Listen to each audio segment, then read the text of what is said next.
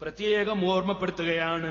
നമ്മളെ വീട്ടിൽ നിന്ന് പഠിക്കുന്ന പെൺകുട്ടികൾ, അവര് പഠിക്കുന്നത് ഏത് സ്ഥാപനത്തിലാണെങ്കിലും അവര് ടെലിഫോൺ എടുത്ത് വിളിക്കുന്നുണ്ടെങ്കിൽ എവിടെയാണ് വിളിക്കുന്നതെന്ന് നമ്മൾ അറിയണം. ആരെയാണ് വിളിക്കുന്നതെന്ന് അന്വേഷിക്കണം. കൂടെ പഠിക്കുന്ന യുവാവിനെ വിളിക്കൽ അവൾക്ക് അനുവദനീയമല്ല. പഠിപ്പിക്കുന്ന ഗുരുനാഥനെയും വീട്ടിൽ വെച്ച് വിളിക്കേണ്ടതില്ല. എന്തിന് വിളിക്കുന്നു, ആരെ വിളിക്കുന്നു എന്ന് നമ്മൾ ആലോചിക്കണം. കൊണ്ടുപോകുന്ന ഡ്രൈവറെയും ക്ലീനറെയും അവൾക്ക് വിളിക്കേണ്ടതില്ല.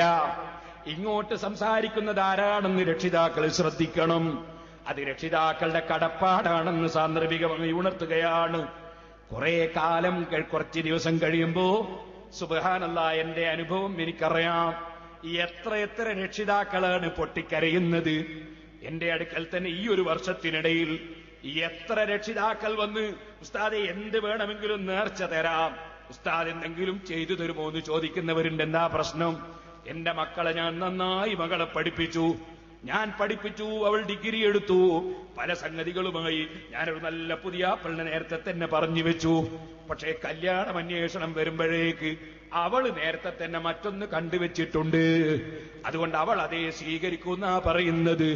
അതുകൊണ്ട് ഒന്നത് ഒഴിവായി കിട്ടാൻ എന്റെ തറവാട്ടിനോട് യോജിക്കുന്നില്ല, എന്റെ കുടുംബത്തോട് യോജിക്കുന്നില്ല, സംസ്കാരത്തോട് യോജിക്കുന്നില്ല. ഞാൻ എന്റെ പെൺകുട്ടിയുടെ മുന്നിൽ കുടുങ്ങി. അതുകൊണ്ട് ഉസ്താദ് ഒന്ന് രക്ഷപ്പെടുത്തി തരണം. ഓ മോനെ, ഒരു ഉസ്താദിനും രക്ഷപ്പെടുത്താൻ കഴിയൂല കേട്ടോ. രക്ഷപ്പെടുത്താൻ കഴിയുന്നവൻ അള്ള മാത്രമേ ഉള്ളൂ. അതിന് നിന്നോട് അള്ളയും റസൂലും കൽപ്പിച്ചതനുസരിച്ച് നീ നീങ്ങേണ്ടതുണ്ട്. നീ ആലോചിക്കണം. നിന്റെ മകള് സംസാരിക്കുന്ന സമയത്ത് നിന്റെ ഭാര്യയ്ക്ക് എന്തായിരുന്നു വീട്ടിൽ ജോലി? അവൾക്കൊന്നത് ശ്രദ്ധിച്ചുകൂടായിരുന്നോ? നിനക്കും ഒന്ന് ശ്രദ്ധിച്ചുകൂടായിരുന്നോ? ഞാൻ നിന്നോട് ചോദിക്കട്ടെ, നിന്റെ മകള് ഒരുപക്ഷെ 10ാം ക്ലാസ്സിൽ പഠിക്കുന്ന മകള്, അല്ലെങ്കിൽ 12ാം ക്ലാസ്സിൽ പഠിക്കുന്ന മകള്, അല്ലെങ്കിൽ ഡിഗ്രിക്ക് പഠിക്കുന്ന മകള്, അതാ ഒരു ചെറുപ്പക്കാരനോട്, സ്കൂളിലോ കോളേജിലോ ഉള്ള ഒരു ചെറുപ്പക്കാരനോട് സംസാരിക്കുന്നത് കണ്ടു എന്ന് നിന്റെ അയൽവാസിയായ ഒരു മനുഷ്യൻ നിന്നോടൊന്ന് ഉണർത്തിപ്പോയാൽ നീ അവനെ കൊള്ള വാളെടുത്തില്ലേ? എന്റെ മോളെ കൊണ്ട് അങ്ങനെ പറഞ്ഞു കളഞ്ഞു എന്ന് നീ പറഞ്ഞില്ലേ? ഞാൻ നിന്നോട് ചോദിക്കട്ടെ, ആരോടും പറയാതെ സ്വന്തം ബാപ്പയായ നിന്നോട് അദ്ദേഹം നിന്നോടുള്ള കൂറുകൊണ്ടൊന്ന് ഉണർത്തിയതല്ലേ? ഉമ്മയായ നിന്നോട് അപ്പുറത്തെ പെണ്ണ് നിന്റെ മകള് പിഴച്ചു പോകണ്ടെന്ന് മനസ്സിലാക്കി ഒന്ന് സൂചിപ്പിച്ചതല്ലേ? അപ്പോഴേക്ക് നീ ആ പെണ്ണിനെ കുറ്റം പറഞ്ഞില്ലേ? അയൽവാസിയെ കുറ്റം പറഞ്ഞില്ലേ? ഇപ്പോൾ നിന്റെ പെൺകുട്ടി ഇറങ്ങിപ്പോകുന്ന സമയത്ത് നീ കൈകടിക്കുകയാണല്ലേ? നിന്റെ വീട്ടിൽ നീ രാത്രി കാവൽ നിൽക്കുകയാണല്ലേ? നിന്റെ ഗതികേട് ചെറിയ ഗതികേടല്ലല്ലോ. കഠിനാധ്വാനം ചെയ്തുണ്ടാക്കിയ പണം കൊണ്ട് ഊടും ഉറക്കുമഴിച്ച് നീ വളർത്തിയ നിന്റെ പെൺകുട്ടിയെ പേടിച്ചിട്ട് നിനക്ക് ഉറക്കം വരുന്നില്ല, നിനക്ക് പല സ്ഥലത്തും പോകാൻ കഴിയുന്നില്ല, നിനക്കൊരു കാര്യവും ചെയ്യാൻ കഴിയുന്നില്ല. വല്ലാത്ത ഗതികേടിലായില്ലേ നീ? ഇതിന് നിനക്കും ഉത്തരവാദിത്വമുണ്ട് കേട്ടോ. നീ ആലോചിക്കേണ്ടതായിരുന്നു. ഈ പെണ്ണിനെ പുറത്തേക്ക് വിടുന്ന സമയത്ത് നീ ആലോചിക്കേണ്ടതായിരുന്നു, ഇവിടെ വല്ല അപകടവും വരാൻ സാധ്യതയുണ്ടോ? ആ സാധ്യത ഞാൻ അടച്ചു കളഞ്ഞിട്ടുണ്ടോ? അതിന്റെ വഴികൾ ഞാൻ അടച്ചിട്ടുണ്ടോ എന്ന് നീ ആലോചിക്കേണ്ടതായിരുന്നു.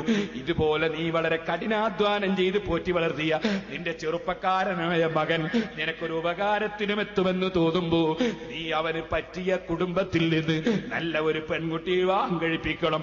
അത് അവനും കൂടി കണ്ട് ഇഷ്ടപ്പെട്ടിട്ട് മതിയെന്ന് നിന്റെ മനസ്സിൽ നീ ഉദ്ദേശിക്കുകയും തീരുമാനിക്കുകയും ചെയ്യുമ്പോ സുബ്ഹാനല്ലാഹ്, അവനതാ പോയിട്ട് ഏതോ ഒന്നിനെയും കെട്ടിയിട്ട് അവിടെ നിന്ന് ഇങ്ങോട്ട് വിളിക്കുന്നത് ഞാനങ്ങ് കൊണ്ടുവന്നാലോ? വല്ലാത്ത ഗതികേട് തന്നെ. ഉത്തരവാദിത്വം കുറച്ചൊക്കെ നിനക്കുമില്ലേ? അല്ലാഹു കാക്കട്ടെ. ചിലപ്പോൾ ആരും ഉത്തരവാദിയല്ലാതെയും അങ്ങനെ ഖദറിന് സംഭവിച്ചുകൂടുന്നില്ല. അതുകൊണ്ട് അങ്ങനെ ഒരാൾക്ക് സംഭവിച്ചാൽ അയാളെ നമ്മൾ കുറ്റം പറയാൻ പാടില്ല, ആക്ഷേപിക്കാൻ പാടില്ല. പടച്ചവന്റെ അടുക്കൽ നമ്മൾ കുടുങ്ങിപ്പോകും. പക്ഷെ നമ്മൾ സ്വന്തത്തിൽ ഈ ബോധമുള്ളവരായിരിക്കണം. സ്വന്തം മക്കളെ വളർത്തിയെടുക്കുന്ന സമയത്ത് അവരെ ദീനിന്റെ ചുറ്റുപാടിൽ വളർത്താൻ നോക്കണം. എന്റെ മകൻ എവിടേക്ക് വിളിക്കുന്നു, എന്റെ മകൻ വീട്ടിലെപ്പോൾ കയറി വരുന്നു, എന്റെ മകൻ എവിടേക്ക് പോകുന്നു എന്നതിനെ സംബന്ധിച്ചൊരു ചിന്ത രക്ഷിതാക്കളെ ചെറുപ്പത്തിൽ തന്നെ കുട്ടികളെ കാര്യത്തിൽ ഉണ്ടാകണമെന്ന് ഞാൻ നിങ്ങളോട് ഓർമ്മപ്പെടുത്തുകയാണ്. പിന്നെ നശിച്ചിട്ട് പറഞ്ഞിട്ട് കാര്യമില്ലല്ലോ. അടക്കയാകുമ്പോൾ എടുത്ത് മടിയിൽ വെക്കാം, കവുങ്ങാകുമ്പോൾ മടിയിൽ വെക്കാൻ വകുപ്പില്ലല്ലോ.